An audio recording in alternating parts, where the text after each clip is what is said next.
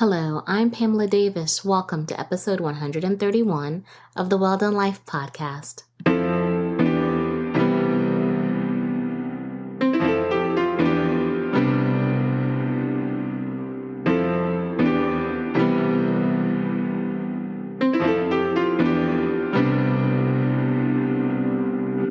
Hello, and welcome back to episode 131 of the Well Done Life podcast. I'm your host, Pamela Davis. If you are new here, hey, how are you? Welcome. I am so glad that you joined this week. If you've been here before, you guys know the deal. I love you deep. Thank you so much for continuing to support me on the journey. I truly value you, and I'm just grateful that you're back also this week. Before we get started with this week's episode, I like to make sure that I'm very foundational. I really feel like we're building a safe space. And with this safe space, I treat it like a house. So I want to make sure that our foundation is really strong and it is built on two very important things. And that's going to be clarity and love. Clarity is really straightforward. I just want to make sure that you understand that the Well Done Life podcast is a podcast that I created for women. I created this space because I think as women, we need places where we can be our most authentic self, where we can have real conversations, where we can learn and share and grow together. Women are the foundation of society, and we need to have real conversations so that we can just continue to inspire each other and learn from each other on this beautiful, messy journey that we call life. So welcome. So now that you know why you're here, I want to make sure that you also know that everything that we will do in this space is rooted in love. Love is a thing. And with that, I like to make sure that I send prayers to you every week because I want you to know how important you are to me. And I also think it's just really important for us to pray for each other. There's always say when two or more come together in prayer, magic things happen, great things happen. So I am believing that it's not just me out here, that you're a part of this too. So I am sending you my prayers into the atmosphere. This week, I am praying for you to have peace in your heart. I want you to have peace in your mind, in your spirit, in your soul. You know, it's the end of the year. It's really gone by so quickly. And I know that sometimes the holidays can be a tricky time for people. You know, it's always a very festive time, but you just don't know what people go through. So I'm just praying for everybody to have peace in their spirit and in their soul and in their heart. I'm also praying for you health, and I'm talking not just physical health. I do want you to be well in your body, but I also, again, want you to be well in your mind because mental health and physical health go together. Health is wealth on all levels. So I want you to make sure that you are taking time for yourself during this crazy holiday upcoming season to do the things that feed into your soul, that feed into your health. If you need to take a nap, hun. If you need to take a break for a moment and just be by yourself and sit still, do that. Just do the things that help you be your best version of yourself. And along that line, hey, indulge in some good things because we're all going to indulge in some good things. We can't deny it, but maybe go for a walk or do something to get your body moving. Let your blood flow and your pumping because all of those things, again, contribute to your outer health. And when you feel good physically, you feel good mentally, and it all works together. I am also praying or sending prayers of love to you. I want you to feel love from the top of your head to the bottom of your feet. And I want you to have good love. I'm talking good reciprocal love too, where people are pouring into you just as much as you are pouring into them. People that support you and encourage you and make you feel valued and beautiful like you are because you are a light. And don't let anyone ever diminish your light. Recognize how powerful you are and stand in the strength of who you are. And then my final prayer for you is abundance. I want you to be abundant financially. I am wishing that for you not to have to worry about bills or anything. I am believing financial abundance will surround you in all that you do, and that the windows of heaven will pour out blessings upon you so much that they can't even contain it. And then on top of that, I am also praying for you abundance in your spirit, because again, it's financial blessings are important. They are. I never like to say that they're not, because money does make the world go round. But at the same time, the most abundant things that we have, the riches that we have, come from being rich in our spirit and valuing people, valuing memories that we're making, just being filled with love and abundance on all levels and peace. So I am truly sending you prayers of abundance. on all levels for your life. So hopefully you feel some of the love that I have in my heart for you, because yes, I do truly love you. And I hope that you will take that energy and prayer and spread it out to some people that you love, or maybe even some people that you don't know, because again, we all could benefit from prayer. So as we start to wind our way into this week's episode, I'm really excited about being here this week. I took a break last week and it was awesome. I would love to say that I did something outstandingly fun, but I really did not. I just kind of sat still, and I really needed that time because I was exhausted. It's like life has been lifing, and last week was crazy. This week was crazy too, but I am actually recording a little bit late this week. I'm recording on Friday night, November 4th at 8:31 p.m., but I'm glad to be in the place, in the space, and it feels good. A little weird, but it feels good. I never thought taking one week off would feel this way, but it does. But I am really excited about, I have a wonderful guest for you this week.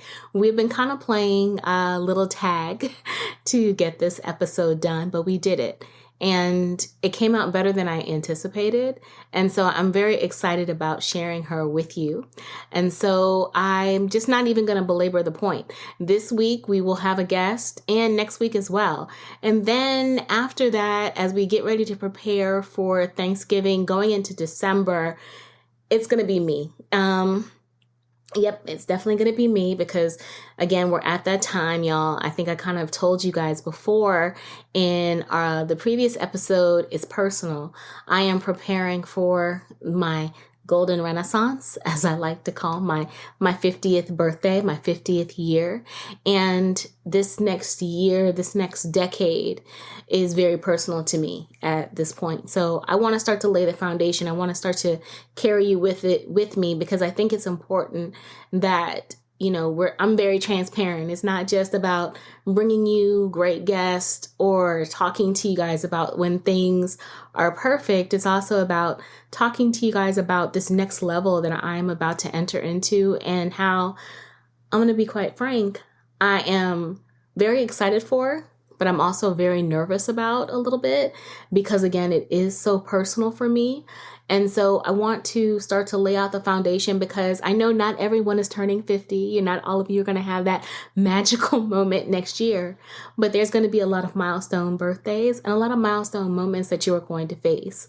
And I have found that when milestones come about, in those times, it is the perfect opportunity to sit in stillness, to get quiet with yourself, to get very clear about what your thoughts and your expectations and your manifestations and your affirmations are going to be going into that time. So I want to take you on the journey with me. So we're going to talk about that for a couple of weeks before I totally get quiet and shut up, which will happen like right before Christmas, and take a last couple of weeks off so that I can come back to you guys fresh and ready. And I want to take you on that journey with me. So we'll talk about that more as we start to wind into it. But this week's episode is all about Gracie Benedith-Cane.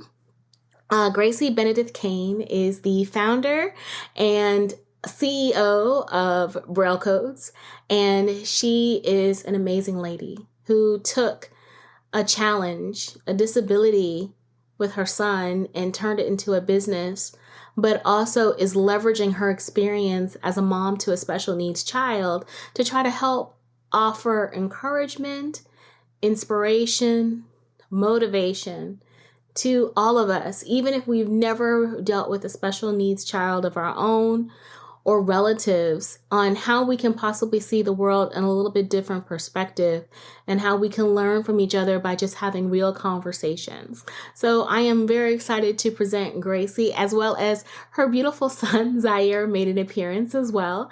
And on top of that, I actually am going to release the video for this. So in the show notes, I will have a link to the YouTube channel that I have. Yes, I have a YouTube channel. I know I've tried to, or kind of kept it like a secret, but I am definitely going to share it this time. So if you're not in the mood to listen, you can always watch. And, you know, don't expect anything too fancy. It's just two wonderful ladies having a great conversation with a pop-in cutie as well. But if you sit back and relax, Gracie will be with you in 5, 4, 3, 2, 1. Hi, well done life. This is Gracie B. Cane. That's what I call myself sometimes. um, and my company is called Braille Code Inc. I'm a proud married mother of three wonderful kids. And I started my business through my inspiration, my firstborn son, Wani, who was born with septo-optic nerve dysplasia. He is legally blind and wonderfully made, is what we call him. Legally blind and wonderfully made. Well, I think that is beautiful, and I love how you were able to turn something like that into this business that helps. I'm sure not just obviously your son, but other people. How did you make that determination that that was where you wanted to go? I did see a lot of I've seen a lot of things that weren't out there for kids like him, people like him. There weren't any products labeled in Braille and things like that. So I actually had an epiphany. I actually was a legal secretary for a couple of years, and I knew that wasn't it for me, but I didn't know what I was supposed to do in my life until I was laid off. And literally, like 3 weeks later, I was sitting in my living room and I saw in the ceiling, in the ceiling of my apartment, I saw Braille and I saw patches and I saw things that had like it said back and it said, and I was just like, and I honestly I wasn't even scared. I just was like, what is that? Like, what is happening? And there's no one there to confirm it. No one was there to kind of say, what do you see? I don't see what you see, but I knew right then and there, I knew what was I supposed to do? I was supposed to do this for my son and for life. Like, this is my mission, is to actually help people just like him. And it really confirmed that in life, nothing is in vain. Whatever you are born to do in life, and you thank God for that, because a lot of people don't reach there, but you have a special needs child and you're actually wondering why, and then this epiphany happens and you're like, okay, so he was born for this. He was born for the world, our mission and to help everyone who is like him. And I was just elated. I was like, what? This is a big thing, God. Like, Right. Okay, let's go. Let's do it. I love that. And like you said, it's not always, I'm sure, easy in moments like that to, see the epiphany that God wants to give you. How did you get there too? Because obviously that's not always easy. I come from a family of parents who raised a child with special needs, and it's not easy because there's lots of guilt associated sometimes with that. How did you overcome that in order to be able to be at a point where you could receive that kind of messaging? I really took that epiphany on as the reasoning of all of it. That is not about me. It's not about me. I maybe feel, oh my God, what happened? But when you set yourself aside and really see the bigger picture, that my plan was to do this job for such a community that to me has been neglected, still neglected.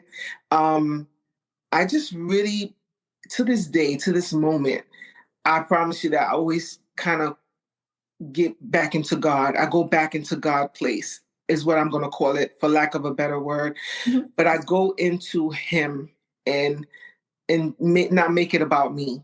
Yeah. Yes, I was devastated. I could not believe that my firstborn child, and I was a single mother, to actually be like, okay, really?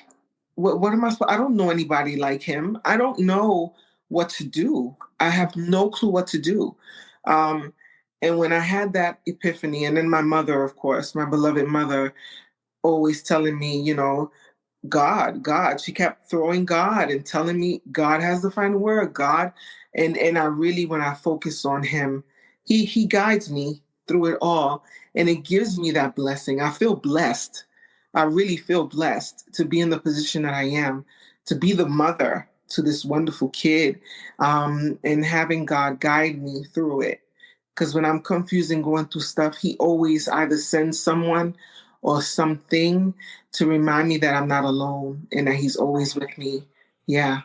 To this Yeah. That's wonderful because I know faith is just so important, especially when we're in seasons of our lives and trying to move through different things. So being able to cling into your faith and be able to know, God is with you. And like you said, as a single mom, I could only imagine how stressful that is trying to balance it and balance your emotions and everything like that. yes. Now that you've been in this season for a while, because how old is your son now? He is now 15, Jesus. Like, I can't believe it. I live with the kid every day. And I'm like, you're 15 years old. And like me, he's an old soul. He's very mature. He's very smart. And yeah, this week has been something for me regarding his school. He's mainstream now. I took him out of his school that was for visually impaired people. Like he was with people just like him. Right. And I moved, and the trajectory, the transportation was just crazy. So I mainstreamed him to a school 7 minutes away, and it's a sighted school. Okay. How is that going? Listen, this was what, Wednesday, bawling because it's 2 months in and he has his lowest average is 83. I'm like, what? Yeah, he's doing 83 and up. That's awesome. Doing excellent, like 80s, 90s, 100, all through his classes, 8 classes, very vigorous, very hard for transforming Braille to print. But, I didn't mean to go that. No, because I think that's a good thing to talk about, just because, again, I mean, you're not just talking about obviously a younger child in elementary school. Now you're dealing with someone in high school. And, I hate to say it, but we don't talk a lot about special needs children as they advance through the education system. You're getting ready to prepare him for college. So how are you feeling about being at this phase right now? I am. The thing is, I know, again, because of my mother and because of God, I have set myself in them, so I feel strong. I feel very assertive. So I'm that way with people who are with Wani. I tell people, okay, look, this is a special kid. We have to do what we have to do for him. I'm very assertive in the way that I'm expecting the best. Right. I'm expecting for you to do the best and give him the best as your job entails, and do what you have to do for him. So when I come up with this type of assertiveness and this type of, I'm right here. I'm right here. What's up? Yeah, I'm that mom, Right. So they have followed through. They have, he has an awesome aide. He has an awesome vision teacher. And these women have been working so hard for him. I mean, transcribing things from print to Braille, writing things down for him on a day. It's a lot of work. And God bless the teachers who now have to adjust their teaching tools for him. Yes. And they're willing to do it. That's awesome. Yes, it's people's job to do their job, but it's special when they feel open to do something different and willing to help a child, just that one child, because he's the only visually impaired child in that school. Oh, wow. Only one. Okay. So that's the adjustment has been very special for me. I've been feeling so blessed. And because I felt that the special needs schools, I thought the school he was in was kind of pacifying him and making things light for him and things like that. And that's not the case. Like he's doing just as well in a sighted mainstream school as he was there. So I know that it's him. He's great. That's awesome. I was going to ask you, like, obviously when you started the business and he was younger then, now that he's becoming obviously an adult and his needs are changing, how is that impacting how you approach your business? That's a very good question. He is very into the business, mostly with our children's book. Our children's book is What's Cool About Braille Code School. So very nice. Okay. This is our book. And Okay. we have transcribed copies that are in Braille. I don't know if you can see it, Oh, yeah. but you Very see the nice. Braille, right? Okay. So we go into sighted schools to teach awareness, like to have them aware of how he lives, how life is for him, how he Mhm. adjusts, and the book is about my logo is my three blind mice, and I brought them to life so that they can navigate the sighted world. And they're just three positive characters. I just got, I reclaimed the three blind mice completely. I reclaimed Okay. it to positivity in general, like in positive in every aspect.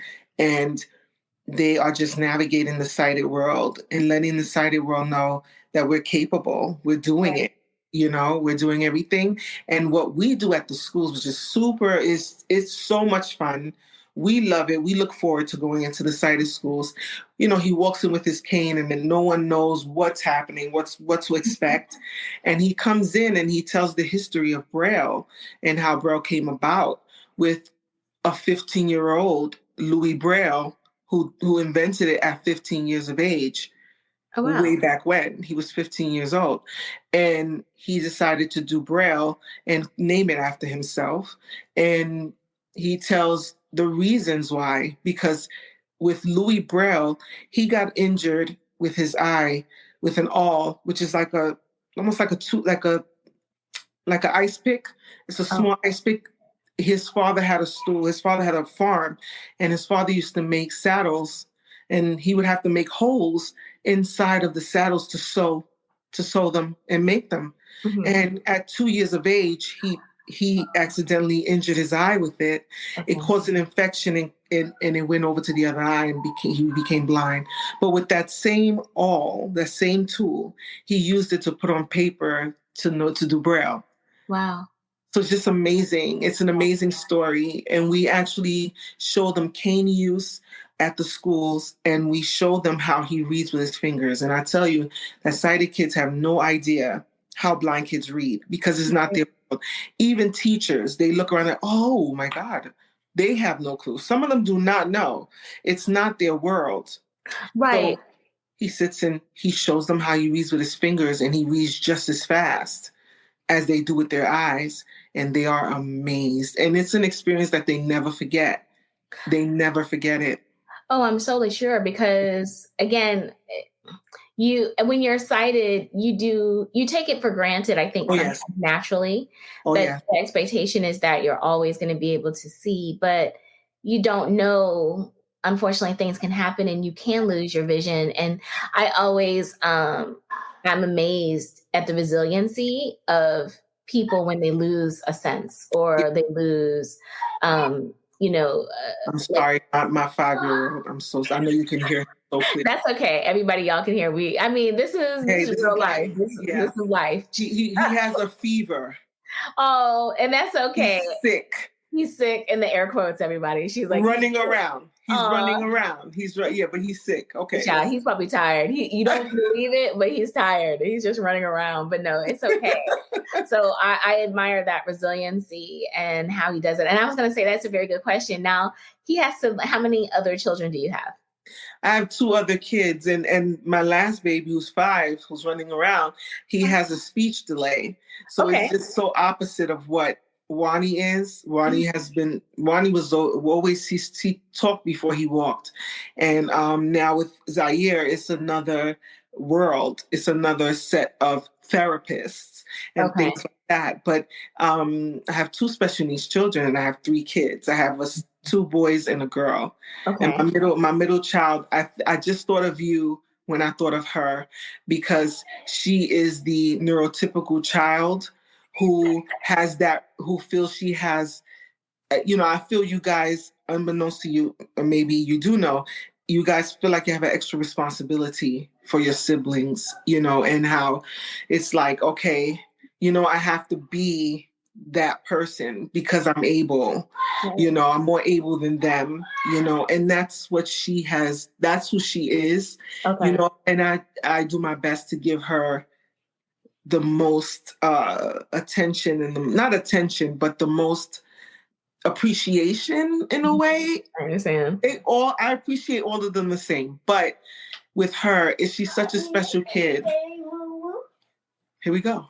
It's okay. It's okay. Say hello so you can go. Say hello. Hello.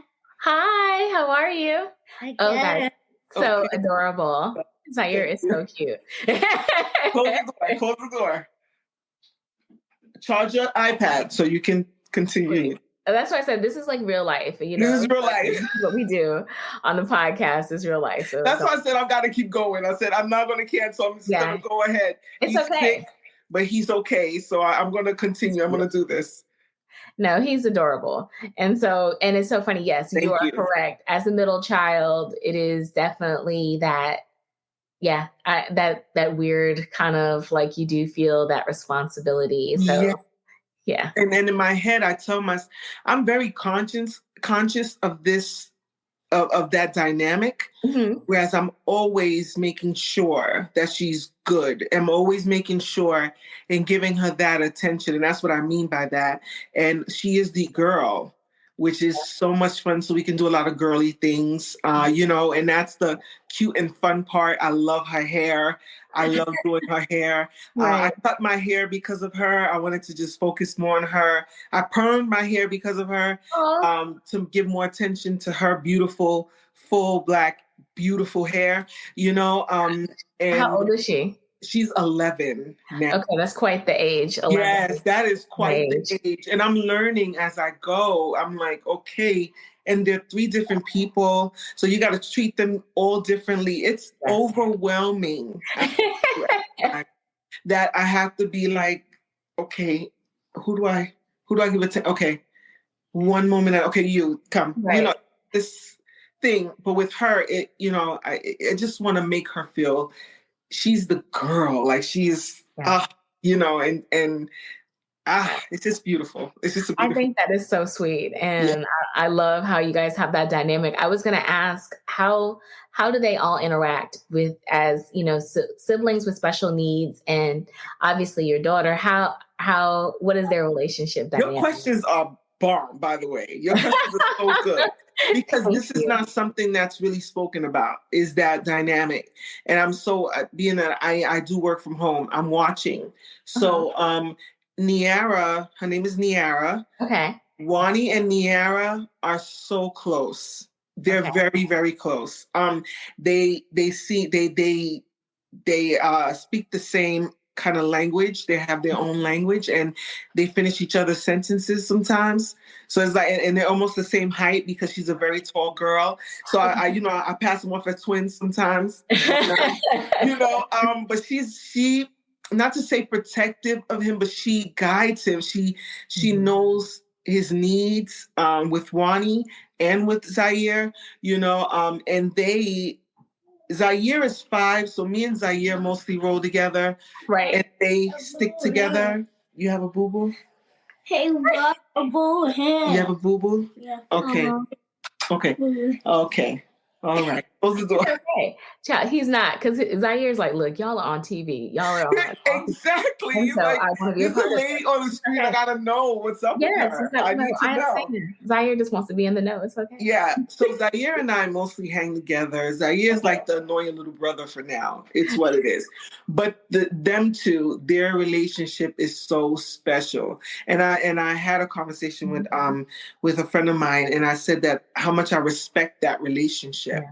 That sibling relationship where I stand back and don't even get involved. Okay. They have such a special, beautiful relationship, as I do with my siblings. I have 5 siblings, and it's so, I love that dynamic is within them. They're cool. They're great together. And I love that, because I think, again, we don't really ever talk about the dynamics between siblings, and especially when there's a special need involved, just because I don't know. It's just odd. I have to admit, I love that. I wish my sister and I were not very close. We were close growing up, but like not close. And I think it was more so because of the age difference. I'm 5 years older than her. Okay. But as she grew up and I got older, we caught right up. So like Exactly. she is my best friend. Yes. And Oh gosh. I like my best friend, like my buddy, my ABC, my 1, 2, 3. Exactly. And I love how your kids have that young, because sometimes I think we don't talk about it enough just because it can be very different. I have to admit, growing up, and I've told my sister as much now, I didn't understand completely her dynamic, her special need. Yes. And I think partly because of how my parents chose to deal with it, they were not, because it was a different time. I mean, I'm a little bit I'm older. So it was a different time, a different season. Mhm. Now, I think for parents with special needs children as well as children without special needs, there's more of an opportunity for, honest conversation around Yes. everybody's emotions and Oh my trying to God. It's so understand true. it. Mhm. Versus before, I have to admit, growing up, I used to think, well, my sister was the favorite because she was special. That's and I'm not the favorite. yes. Oh my God. And that has been my thing to be so aware of. I'm constantly aware of that. I remember Niara, because they're 4 years apart. Okay. And I remember Niara with Wani, she never felt that because she was the girl. But on top of that, she wanted a cane. She wanted a white cane. She wanted to have a white cane just like him.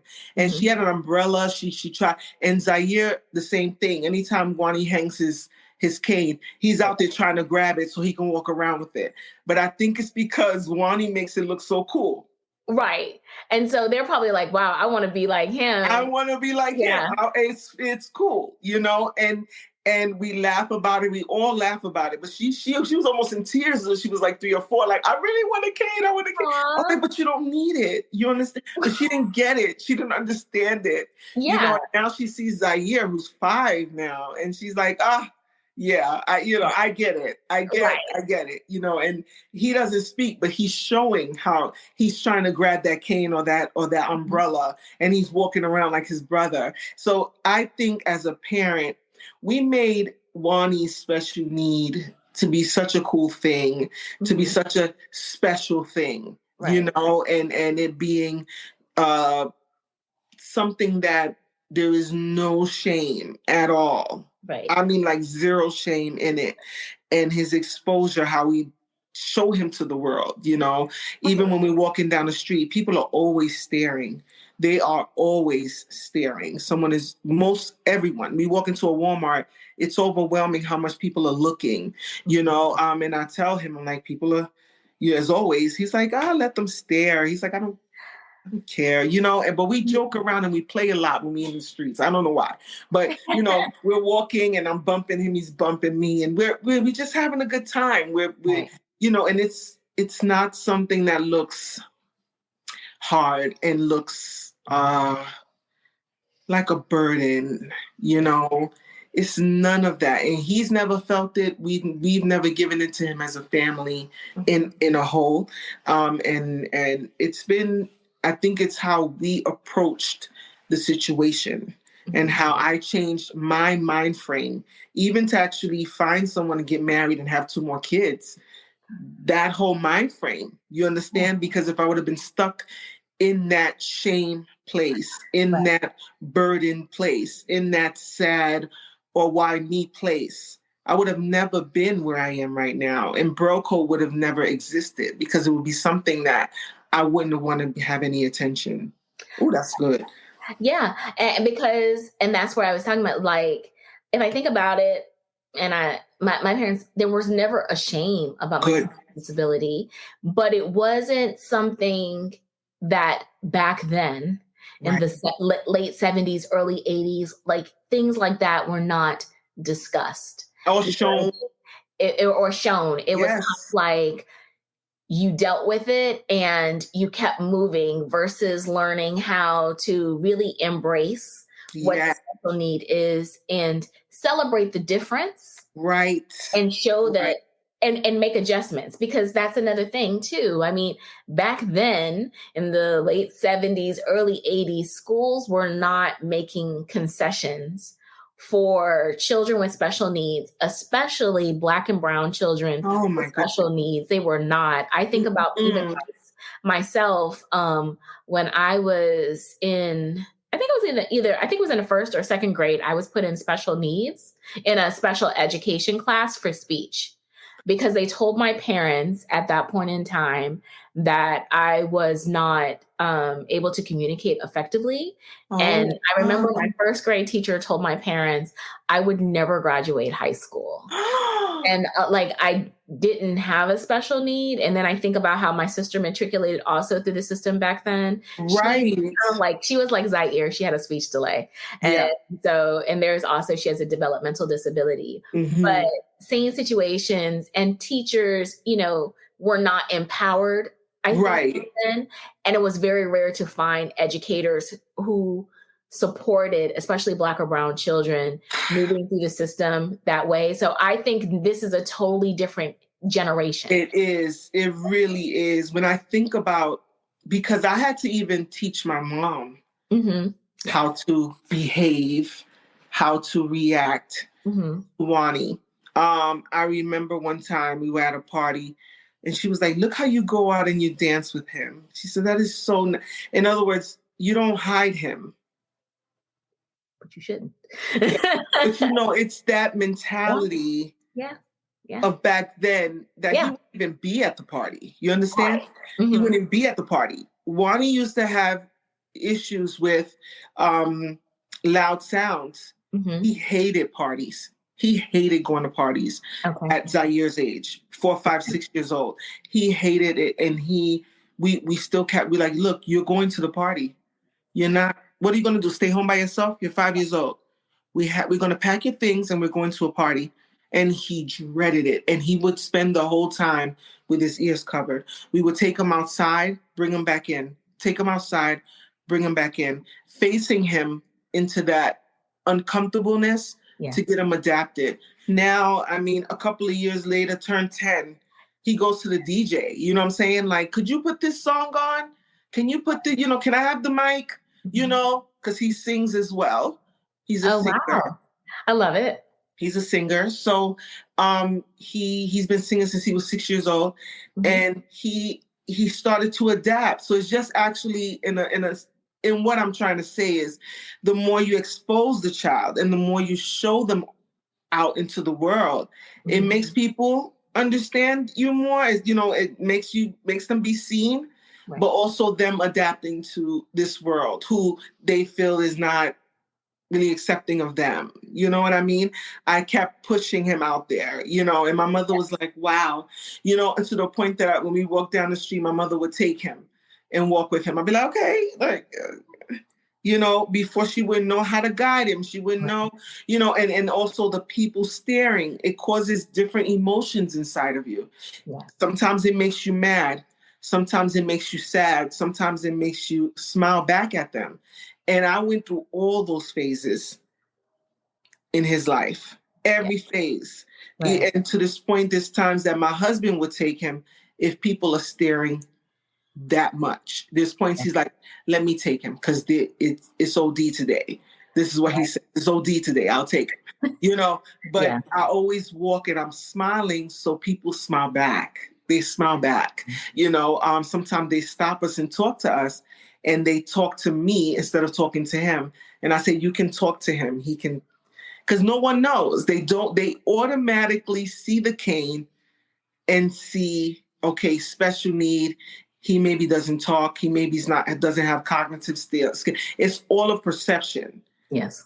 Till you speak to this boy. And then it's like it blows your mind. Oh my God. Yeah. And I have to, and I think that is, to me, when I look at it now, that is something that as people who without special needs, it is something that I wish more people did. Like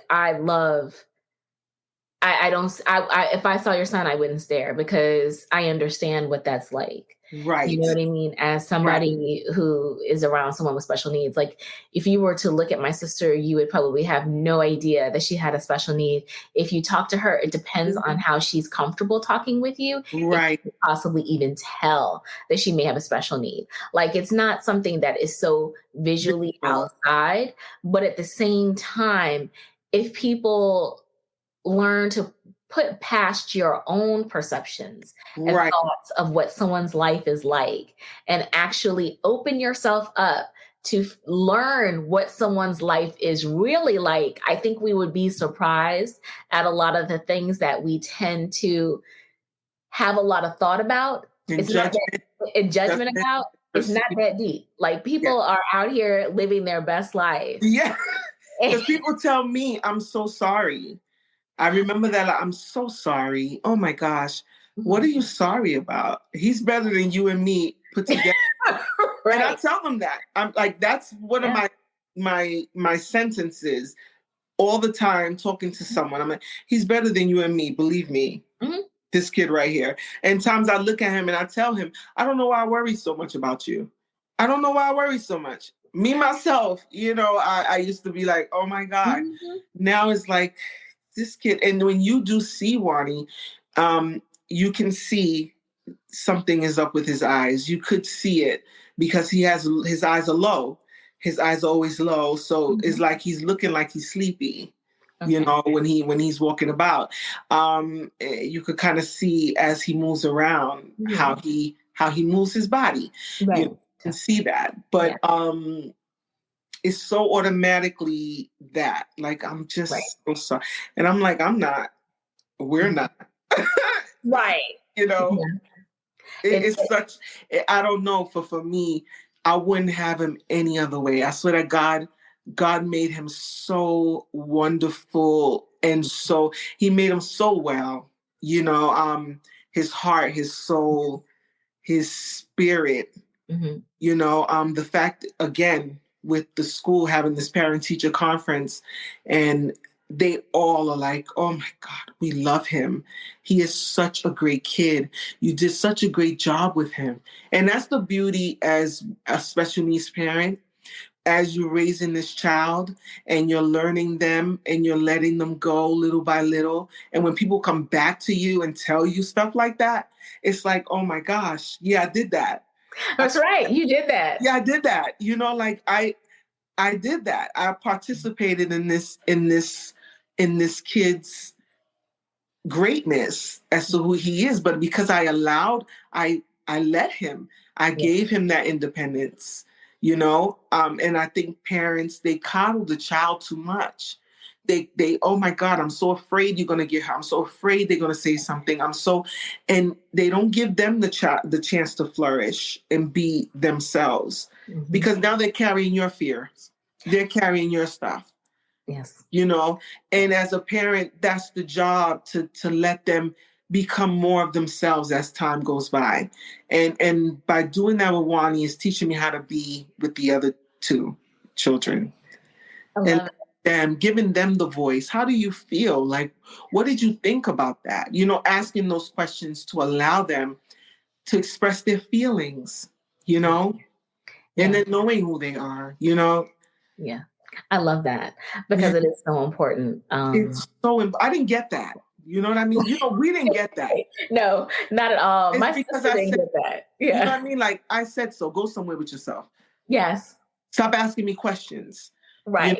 And it's something that I always told myself, I'm going to let my kids just be, and I know with Wani, I questioned it because of his situation, but I knew as the years were going by, I saw that he was showing me the way. And that's another thing. I stepped back at 3 years of age when he was 3, when I came around into his special need. It took me 2 years to really wrap my head around his condition and around him, and allowing myself to sit back, because then he started showing me things and I was like, oh, you can do that? Oh, okay. And by allowing him, I'm just watching like, okay, let me get this pen and paper. Okay. Mm-hmm. Okay. Yeah. And that's how it went. He started to just show me and show me and show me as I moved back and fell back and fell back. And now he is his own person with disciplines of other people, but he is his own. Wani is his own person. I love that. And I have a question to that too. Sure. Especially now that he is 15 and he is growing into manhood.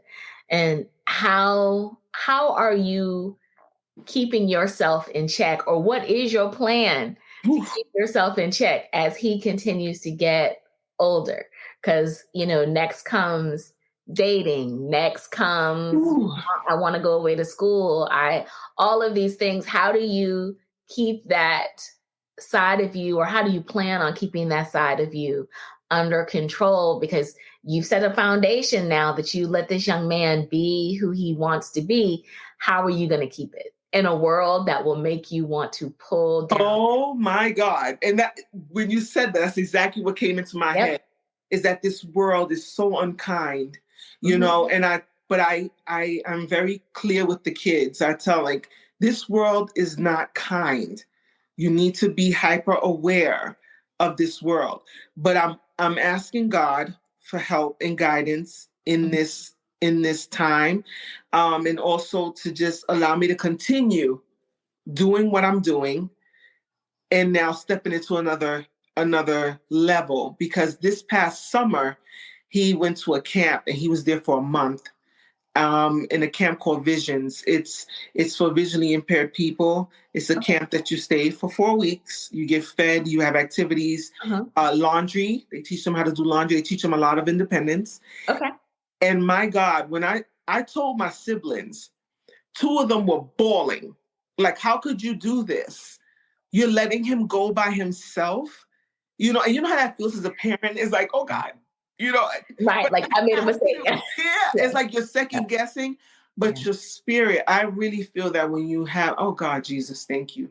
But just when you have him guiding you and helping you, and you're putting your trust in him in ways that you never thought you would put your trust in God, because this child is not with you physically. Yeah. Okay. And this child cannot see like everyone else. And he's in a whole nother world. To allow myself, I said, okay, first of all, I did speak to the powers that be there. And I said, listen, okay, so how is this going to work? And I've known the person, the director, I knew her for a couple of years now. And that helped greatly, to have those relationships of people you've known for years. Yeah. And I said to her, okay, so what's up? How's this going to work? Because I need your help, and I need your number, and I need you on speed dial. So what's up? And she laid everything down, how everything was going to be. I have raised Wani this past summer to this point to be who he is as an individual. Yeah. And I always say my husband and I, we've raised him in a way to know he can independently take care of himself. If he's in a room by himself, as long as he knows where everything is, he's going to groom himself and be fine, right? So we have prepared him already for this stage by letting go so many years back. You know what I mean? I do, yeah. So by letting go little by little as we did, we now felt he's ready. And my husband looked at me, he said, look, he's going to be fine. Right. Grace, you know he got this, right? Yeah, I know he got this. Stuttering, but I know he got this. You know what I'm saying? I do, yeah. And so when we got to the space, we laid everything out. My husband took reign. Okay, Wani, here's the bathroom. Here's this, here's that. You're going to put stuff here, here, here. Being that you're by yourself, wherever you put it, it will be there when you trying to look for it. We spoke every night and every morning by phone, video. There was times he would forget. I would go off. Don't you spend a day, not a day, without calling me. Do you hear me? Oh, Lord. I'm sorry. But he's having so much fun. Right. But the most emotional and beautiful thing that happened in this summer camp for me, that gave me this feeling of his maturity, is when we went to the store to get him a cap, for the, I was like, look, it's really hot out there. You have to keep your head covered, the sun and everything. He said, okay. We went to buy the hat. He knew how much it cost, everything. And I said, take care of this hat, Wani, because items for blind people, it's hard. It's hard to keep track of everything on your person. Right. So he went to Great Adventures. And so he came back from Great Adventures. So I texted him and I said, how did it go? How did the trip go? It went well, but I got some bad news. And I was like, what happened? He said, I went on a ride with my cap and I lost it. And I was like, you lost your cap? You're cold? Go under the sheets. Go in the blanket. Eyes are here. Yeah, you cold. Go under the blanket. On the couch, okay? Close my door. Close the door, Papi. Close the door. Thank you. Why he pushed the door like... Okay, he's like, look, I need you to hear him get these blankets together. She's almost done. We're almost done. He got it. So and I said, you lost your cap? He said, yes, but you know that I get a stipend. So I'm going to pay for that hat. I'm going to pay. Listen, I bawled. Yeah. And I was at a restaurant. I was just sitting there just holding my face because he was like, don't worry. And I don't want you to get mad because I got money. And I'm going to use the money that I'm getting here to buy another cat because it was my responsibility to take care of it, and I didn't. That's sweet. I said, "Listen, G, I said, man, this boy right here, really stepping up to his responsibilities, and then I said, okay, yeah, I'm so glad you said that. I think that's a good idea for you to do that with the money, And that's great. I love you, and he's got it. He's got it. He's got it. That's wonderful. Great. Yeah, I was going to say, you can't beat that kind of knowledge of self. So It sounds like you have raised a wonderful young man who is just going to continue to blow your mind as he continues to get older. Right. And that's the beauty of letting it go.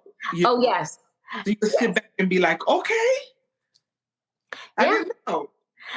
And I love that you said that because I think a lot of parents need to understand that whether you have special needs children or not, you have to at some point trust that you did everything as a parent that you're supposed to do. And you've got to let it go. You got to let your children live, and they're going to make mistakes, but we all made mistakes. Right. And it's going to be okay. Right. And to answer that question, it's really that. It's just to continue what I'm doing, sitting more into my faith. Yes. That we've done the job. Yes. The way we were supposed to as parents, and having God just continue to guide me with that. And my mama too, who's in heaven. So yes, because honey, you got to have all those angels are surrounding, traveling mercies, honey. Yes. Carry this child. Yes. Let's continue the work that we're doing with him. Yes. And he never has separation anxiety. Never, ever, ever. He was 2 years old. He would be like, bye, Mom, and walk off. And I'm sitting there just like, oh. Yeah. But he was always that way. So for me, I feel I got 3 more years. Oh, yeah. And that's it. Yeah. He's out. And I could see him traveling the world fearlessly because that's who he always was. He was always that kid who always wanted to explore. Okay. And I think because of his sight, he would be in a space and he let me go. And he would just touch everything, everything, because he was exploring all the time. And I think that's what his life is going to be like. He wants to go to Juilliard. He's like, I want to go to Juilliard. I want to go to Juilliard. I want to go to Juilliard. Okay, so let's go to Juilliard. Let's go. Yeah. Right? And it's in New York. Yes. So he'll be close. Jesus. Yeah. He'll be close. And he'll have a choice to stay there or come home. Yeah. On a daily basis, and we'll see how that works out. But he's just that dude. He's that dude that just wants to, and I'm loving every minute of it. I love it. And I was going to say, you sound like you're that mom. Yeah. So I admire and am inspired by you. So I have one final question before I let you go. Yes. What is one thing that you would want? You know what? I'm going to switch it. Okay. What is one thing that you want your legacy to be? Oh, God, Jesus.